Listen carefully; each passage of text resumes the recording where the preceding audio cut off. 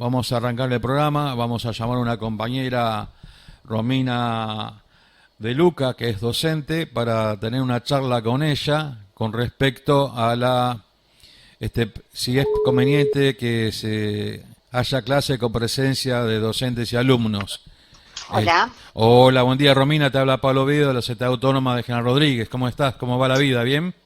¿qué tal, Pablo? Buen día, ¿cómo están ustedes? Bien, bien. Te llamaba por lo siguiente. Se ha dado un debate en estos días con respecto a si es conveniente la presencia de los alumnos y los docentes en la escuela.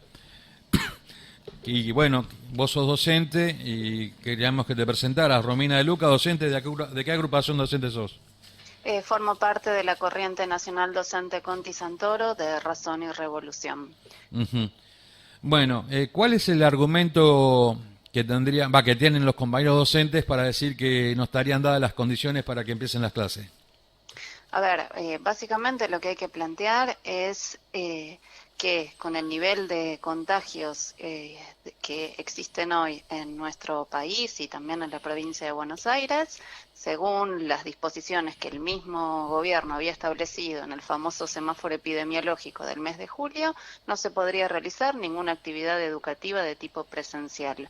En la provincia hoy los casos reportados están aproximadamente, digamos, a los niveles de agosto, en un pico, en un segundo pico que viene descendiendo, aunque sabemos, digamos, en un país que se testea poco. Eh, con lo cual, lo que hay que tener en cuenta es cuál es el movimiento de personas que implican las actividades presenciales.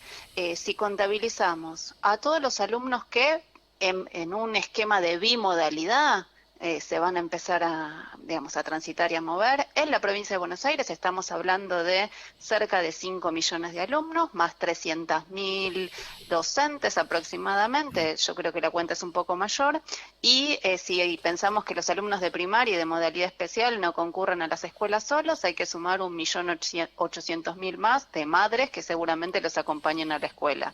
Es decir, movilizamos cerca de 7.100.000 personas en una provincia que tiene 15.600.000 según el censo del 2010. Esa cifra puede ser algo superior. Entonces, lo primero que hay que decir es que en estas condiciones epidemiológicas, movilizar de golpe a toda esta cantidad de personas es el primer punto que nos expone a un contagio masivo seguro. Luego hay que agregar todas las características de las condiciones de trabajo docentes, que sabemos los docentes trabajan en más de una escuela si es de primaria. Sumemos los curriculares que trabajan en varias escuelas o que están en contacto con todos los alumnos de una escuela. Sumemos a los docentes del nivel secundario que tienen como, digamos, y no lo digo yo, lo dicen las cifras oficiales de la evaluación que ha hecho el Ministerio entre el mes de julio y agosto, tienen entre el 70, más del 70% tienen entre 5 y 15 cursos en un número que considero que es absolutamente conservador. Decir que vamos a una presencialidad cuidada y segura, porque se van a armar burbujas de entre 10 y 15 alumnos, esto es irrealizable, porque cada alumno está en contacto con, digamos, uno o 6, 7 profesores en el nivel primario, 10, 11 profesores en el nivel secundario. Entonces cada burbuja de 10 hay que multiplicarla por 12 y por todos los cursos que tiene su profesor. Con lo cual, digamos, frente a este cuadro, digamos, un anuncio que se hizo ayer, el ministro Trota, de que van a vacunar a los docentes con las 400.000 dosis que llegaron.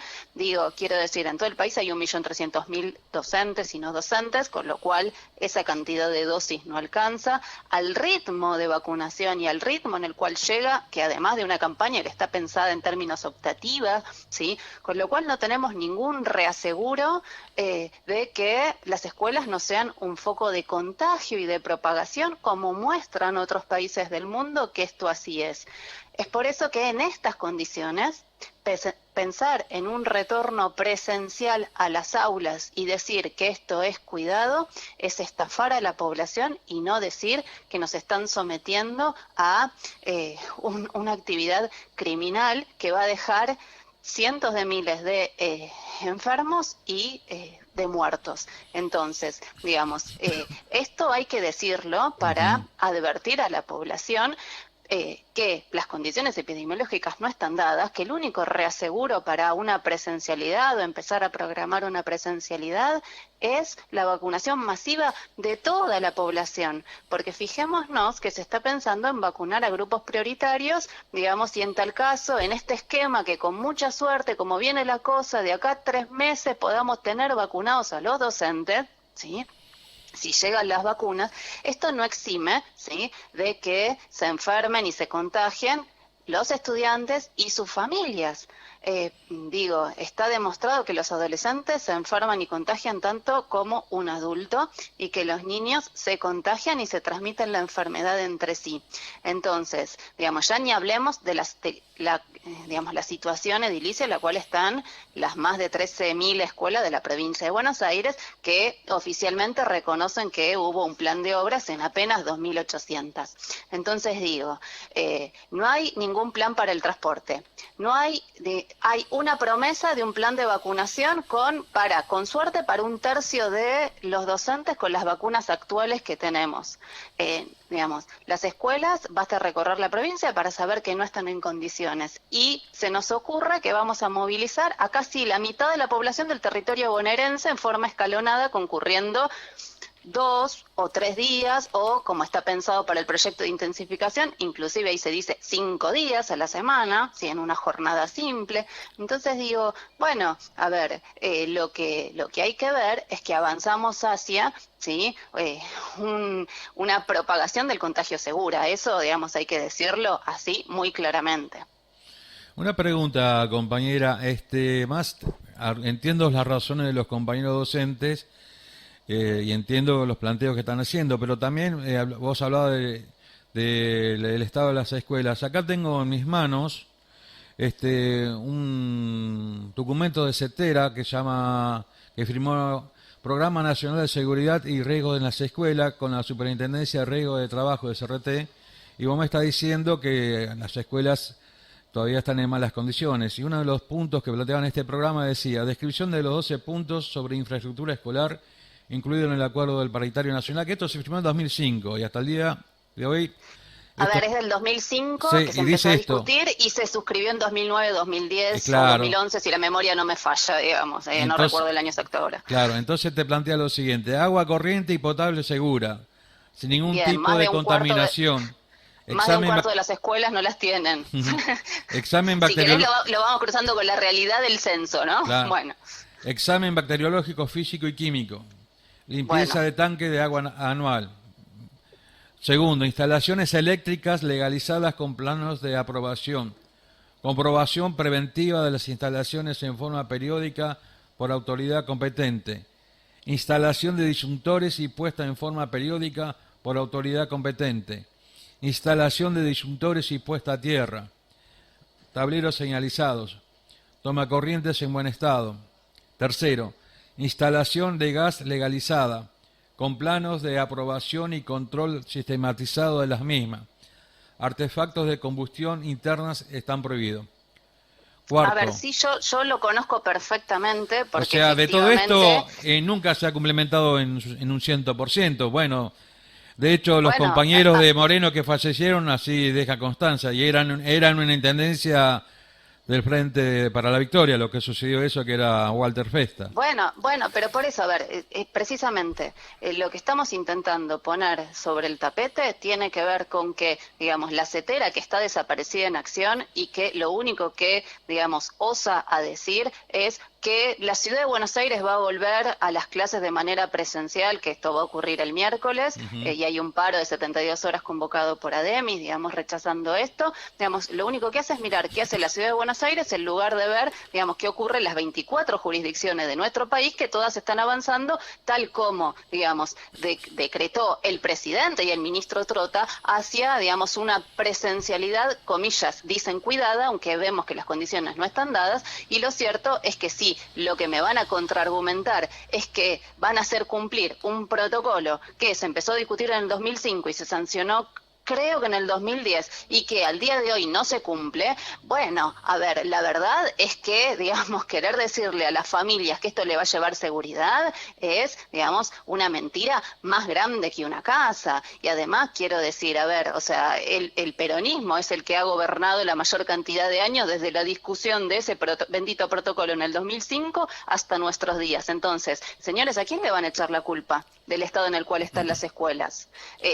Quiero decir además que inclusive, sí, o sea, ayer el Consejo Federal de Educación, que todavía no sabemos ni siquiera qué votó porque no está publicado, digamos, el nuevo protocolo, modificó el semáforo epidemiológico que con los niveles de contagio que había en julio, los de agosto son superiores y, digamos, en octubre en la provincia de Buenos Aires decretaron que solo podía haber actividades presenciales no educativas en un esquema gradual. Digamos, estamos en una situación epidemiológica peor, quiero decir, en los últimos 3 meses se duplicaron la cantidad de casos en el país, o sea, pasamos de 1 millón a 2 millones, con lo cual nadie nos puede decir que está descendiendo la curva, no tenemos un plan serio de vacunación, no tenemos las vacunas y otros países han vacunado, no nos vayamos a Estados Unidos que vacunó 2 millones de personas en un día, vayamos a Chile que vacunó 1.300.000 personas, digo, y nosotros no estamos ni por asomo cerca de esa cifra y estamos pensando en una vuelta presencial a las escuelas. Esto es un acto criminal y hay que decirlo y hay que decírselo a la población así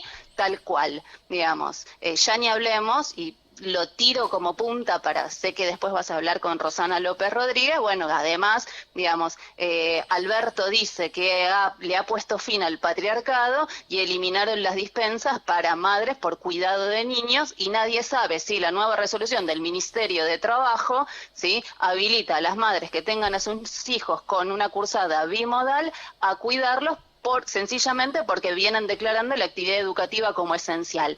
Entonces digo, a ver, en este esquema es en el cual nos están diciendo que avanzamos en una presencialidad segura y no hay ninguna condición de seguridad. Una pregunta, más allá de los planteos que se da entre los trabajadores y el Estado, una alternativa, digo, para darle respuesta a los pibes que no tienen la conectividad asegurada, los sectores más populares, más pobres, que tienen que ir a trabajar sí o sí. ¿Cómo resolvemos esa cuestión de darle educación a esos sectores más populares? Bueno, eso ¿No habría la posibilidad de articular entre padres y docentes buscando una alternativa que la educación sea segura y le llegue a esos sectores?